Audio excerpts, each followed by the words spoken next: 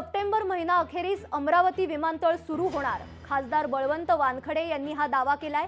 अमरावती विमानतळाची बळवंत वानखडे यांनी पाहणी सुद्धा केली आहे आणि या विमानतळाचं काम 80% पूर्ण झाल्याचा दावा सुद्धा बळवंत वानखडे यांनी केलेला आहे।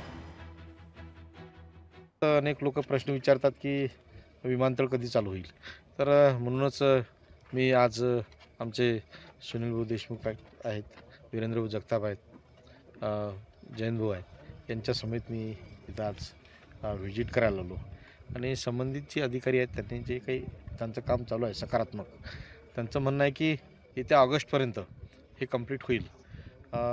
आपण ते निश्चितच गृहीत धरू आलो, कारण ते कामही सध्या आता मी जर पाहतो हे काम अतिशय वेगात विविध स्तरावर चालू आहे। लोकशाही मराठी ऐका, पहा, जागरूक रहा।